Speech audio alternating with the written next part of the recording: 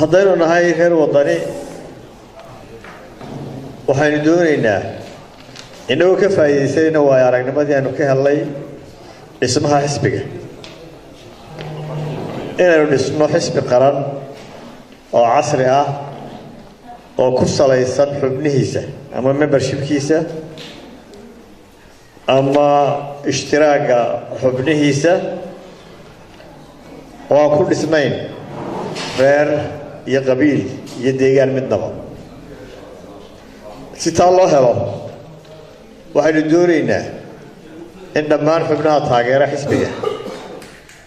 ay isdiiwaangeliyaan haddii ilaahay ka dhigo oo ay yeeshaan track record xubin kasta laga heli karo macluumaadkeeda sawirkeeda laanta ay ka tirsan tahay hadday tahay gudaha iyo hadday dibadda tahayba wararkaas sugan aanu helaynaa waxaa weeye dadka reer somaliland degan halkan ilaa 5,000 oo qoys bay gaadhayaan haddaynu doonayno inaynu somaliland badbaadino 5,000 oo qoysba waxaan ugu baaqaynaa inay wadani ku soo biiraan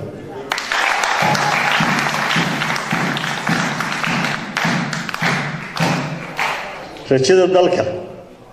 iyo dadku waa wadani waxay la tahay kulmiyana intuu xaqa u lahaa waynu siinay waynu soo tijaabinay waaynu aragnay soo maaha marka dhammaantiin waxaan idinku baaqayaa inaad ku soo biirtaan oo iska diiwaangelisaan xisbiga wadani hadday deedii ka dhab tahay in somaliland la badbaadiyo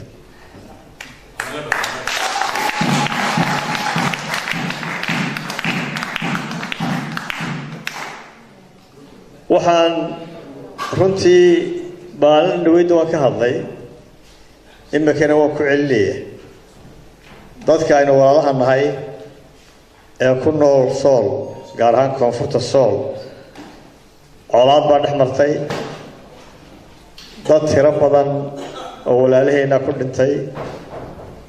qaar kalea ku dhaawacmay colaaddii weli way taagan tahay nabadda waxaa la isku dayay in la xidho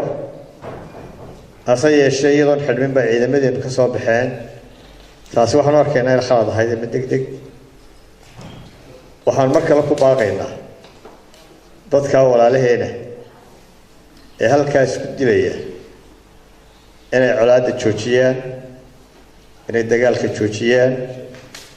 wixii naga dhintayna inoo soo noqon maayaan wixii dhintayna ilaahay ha shaafiyo wixii dhintayna ilaahay ha naxariisto wixii dhaawacmayna ilaahay caafimaad ha siiyo waxaynu ugu baaqaynaa in la gurmado oo somaliland gurmato oo culimadu gurmato oo dhaqanka gurmado oo haldoorka gurmado oo nabadda la xidho waxaynu ugu baaqaynaa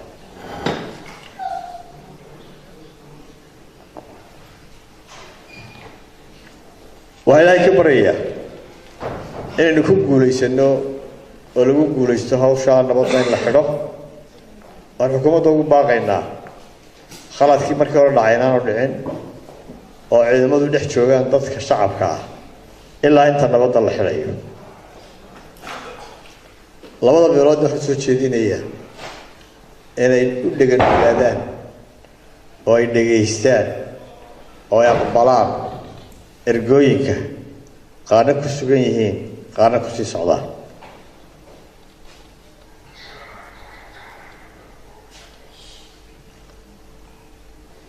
waxaan ku darayaa kelimad ku saabsan commissionka waxaan doonayaa inay taariikheena ku daro markii ugu horreeyey commission la bedelo maaha xisbigii ugu horreeyey codsaday in commission la bedana wadani maaha waa ka warqabteen dhammaantiin way joogteen 2009 xisbiga kulmiya wuxuu codsaday in guddiga doorashooyinka la bedelo weliba guddi aan doorasho qaban oo sabab loo bedelaa aanay jirin wuxuu kaloo ku daray doorashadii deegaanka oo la qaban lahaa yaan la qabanin ee madaxtooyada ha laga dambaysiiyo madaxweyne riyaale mu odhan maxkamadda taga labadiiba wuu aqbalay si doorasho u qabsanto wadani wuxuu yiri commission ka la bedelo kaliya waxaanu leeyahay commission ka la bedelo doorashooyinkiina hal wada qabto anagu kuwa duba loo dhigay milyan wax ku leenahay labadii doorashada hal la qabto xilligii uu soo jeediyay commission ka la kala diro waxay bishii saddexaad waxaana doorashada ugu markaa qabsoomaysa March 2019 bishii saddexaad sanadka soo socota maalin dhawid madaxweynuhu wuxuu 10 bilood baa loo baahan yahay si doorasho loo qabto waqtigan soo jeedinay waxa ka dhinaa 13 bilood in commission-ka la kala diro doorashadana waa la qaban karay sidoo isagu sheegayna waqti ka badan intii uu sheegay ka badan baa markaa la helay waxaanu si ku celinaynaa in commission-ka la kala diro waxaanu kala soo jeedinaynaa in qaabka loo xulo sida xisaabta mucaaradku isku raacday oo ku salaysan tiro kala badan oo cadaalad ka fog xisaabtu sidoo kale haystaan in wax laga bedelo tiradooda la bedelo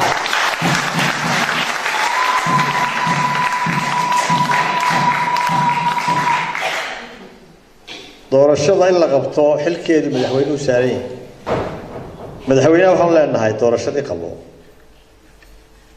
commission-kana kala bedel waxaan kala ku celinayaa mar labaad haddii xukuumadda iyo kulmiye ay shahaadooyin siinayaan iyo haddii kaleba commission-kani commission uu ku gelayo doorasho wadani maaha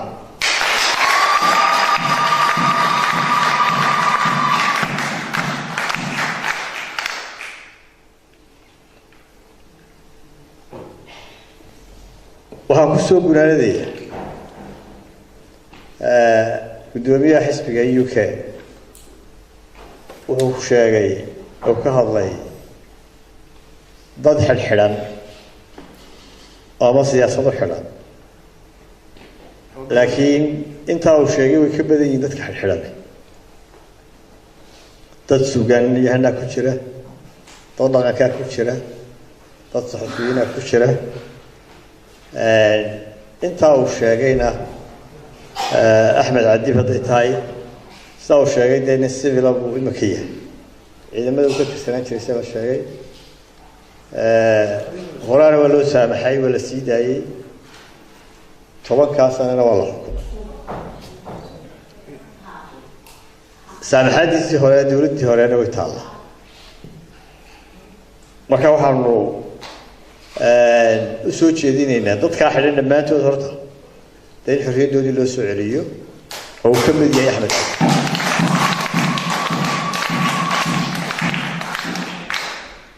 abwaan baashay iyo saaxiibadiisa la xidhan waxay dadku way dul qaateen intii doorashada ka dambeysay oo dhan way xidhnaayeen haddii dambi leeyihiin in lagu qaadaa way ahayd looyaradiisa maanta ugu dambeysay haddaad dhegaysanayseen waxay yidhaahdeen maxkamaddu waxay diiday dembiga loo haysto qoraal inay nasiiso nimankan dembiga loo haysto sida uu sheegayay 3 jeer 4 jeer baa la yidhi kalba waxaa lagu haystaa markii ugu dambeysay waxay yidhaahdeen in uu Saciid bay xidhan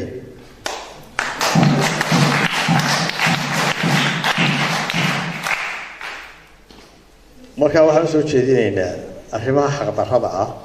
xariga xaqdarrada ah ee muwaadiniinta lagu la kacay in inta la sheegnay magacyadooda iyo inta kaleba loo soo celiyo xorriyadoodii aad iyo aad baan idinku mahadnaqaynaa kulli waxa filayaa balad waqtigeedu ku yarayday